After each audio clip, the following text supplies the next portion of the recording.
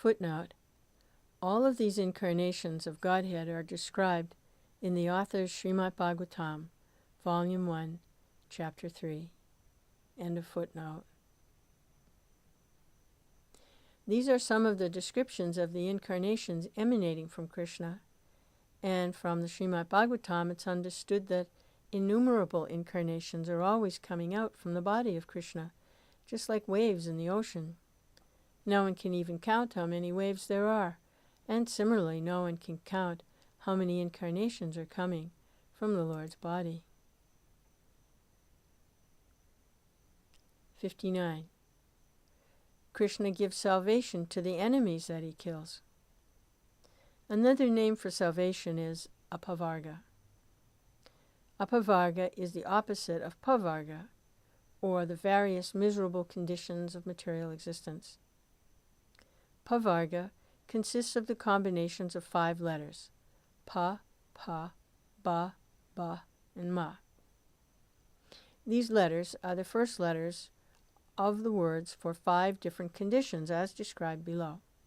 The first letter pa comes from the word parabhava, which means defeat. In this material struggle for existence, we're simply meeting defeat.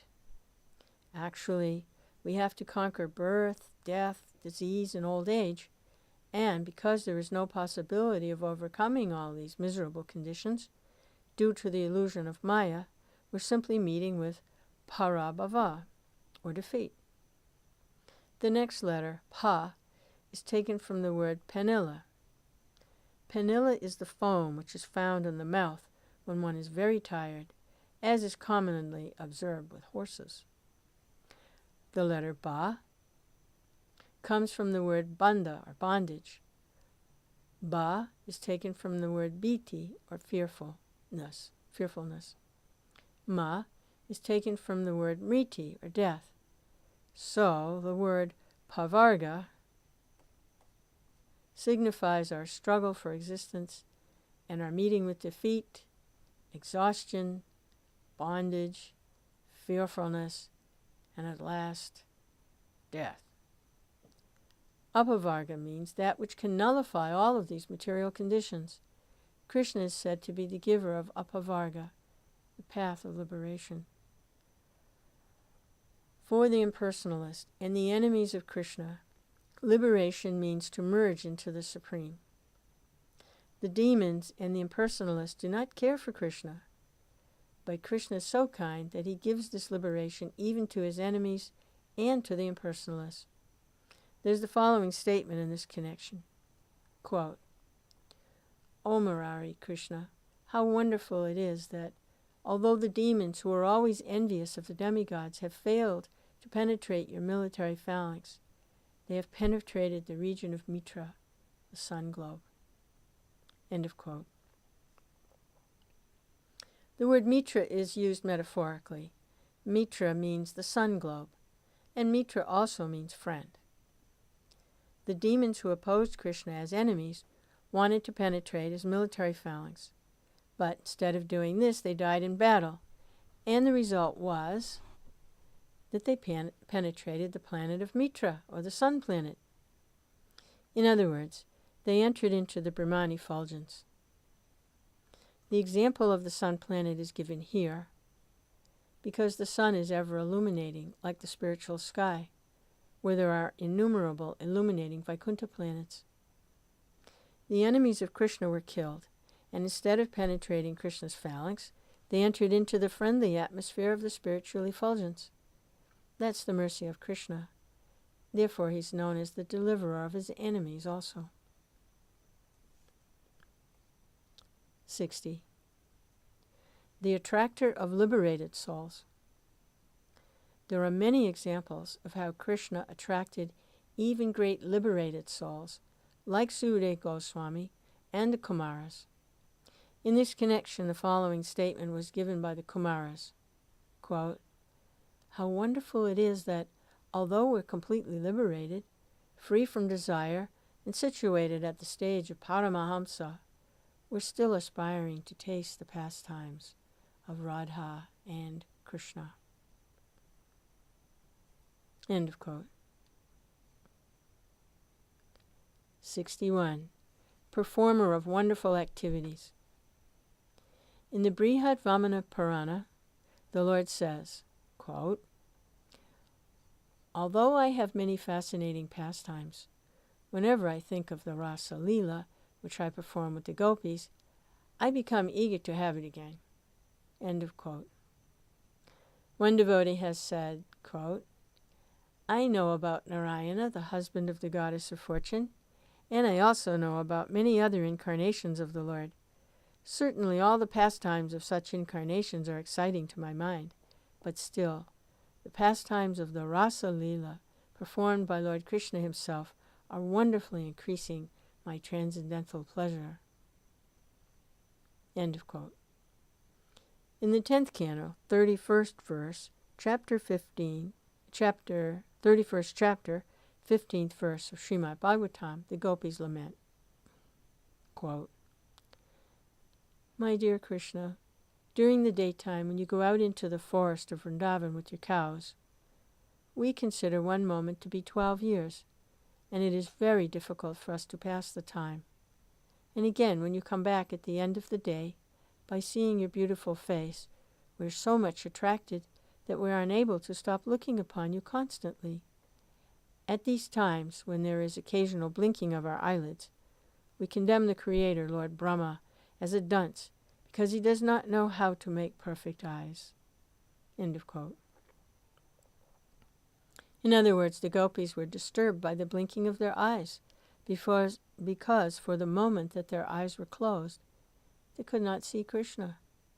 This means that the gopis' love for Krishna was so great and ecstatic that they were disturbed by even his momentary absence, and when they saw Krishna, they were also disturbed. This is a paradox.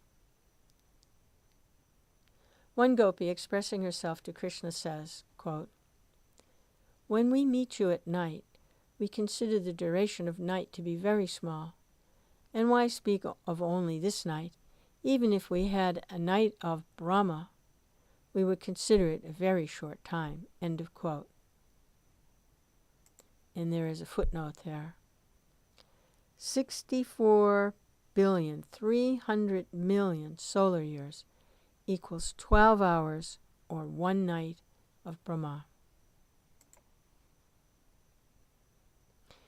We get an idea of Brahma's day from the following statement of the Bhagavad Gita. By human calculation, 1,000 yuga cycles taken together is Brahma's one day, and such also is the duration of his night. Bhagavad Gita 8:17. The gopis said that even if they could have that duration of night, it would still not be sufficient for their meeting with Krishna. 62. Krishna's attractive flute.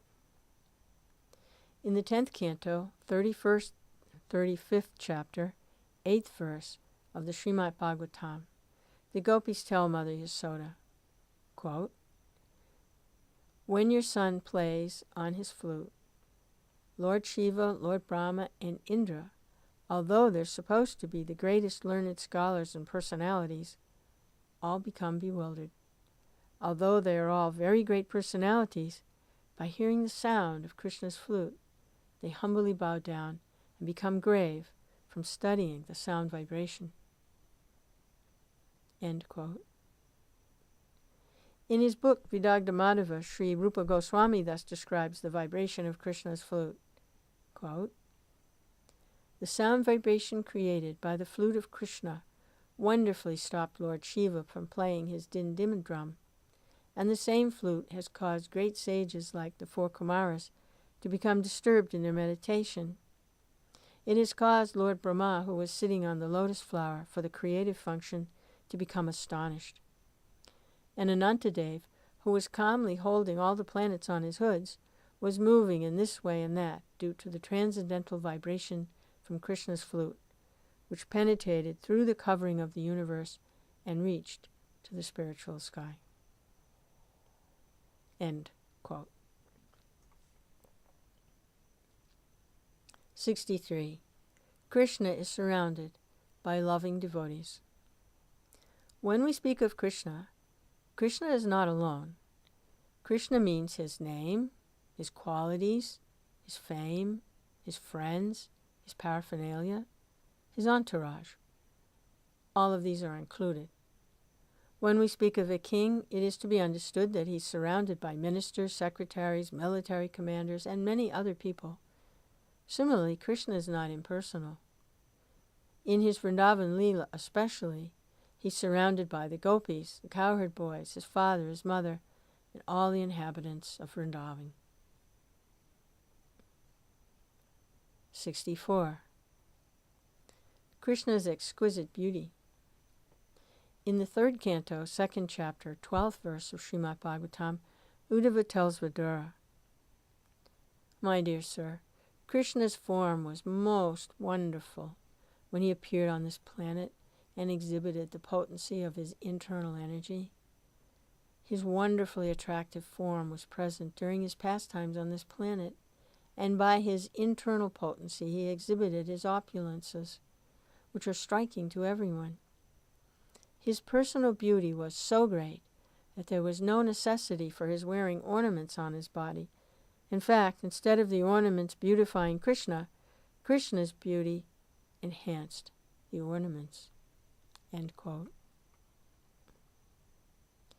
Regarding the attractiveness of Krishna's bodily beauty and the sound vibration of his flute, in the 10th canto, 29th chapter, 37th verse of Srimad Bhagavatam, the gopis address Krishna as follows, quote,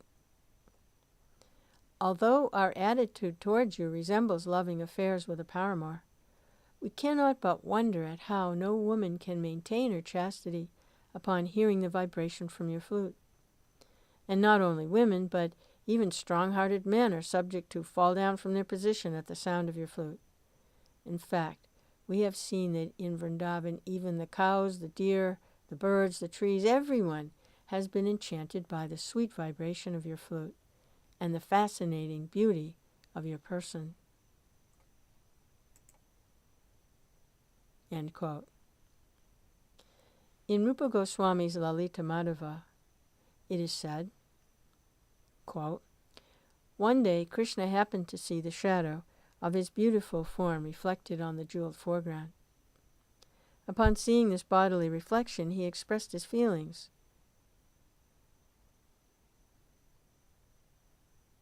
How wonderful it is that I have never seen such a beautiful form. Although it's my own form, still, like Radharani, I'm trying to embrace this form and enjoy celestial bliss." End quote. This statement shows how Krishna and his shadow reflection are one and the same. There is no difference between Krishna and his shadow reflection, nor between Krishna and his picture. That is the transcendental position of Krishna. The above statements describe some of the wonderful reservoirs of pleasure within Krishna, as well as the transcendental qualities of his personality. The transcendental qualities of Krishna are compared to the ocean. No one can estimate the length and breadth of the ocean, but as one can understand the ocean's contents simply by testing one drop of it, so these statements will give us some understanding of Krishna's transcendental position and qualities. In the 10th canto, 14th chapter, 7th verse of Srimad Bhagavatam, Lord Brahma says, quote, "My dear Lord, the inconceivable qualities, beauties, and activities which you have revealed by your presence on this planet cannot be calculated by any material measurement. If one even tries to imagine that Krishna may be like this, that is also impossible. The day may come when the material scientist, after many, many births or after many, many years, will be able to estimate the atomic constitution of the whole world, or he may be able to count atomic fragments that permeate the sky, or he may even give an estimate of the atoms within the universe, but still, he will never be able to count the transcendental qualities in your reservoir of transcendental bliss."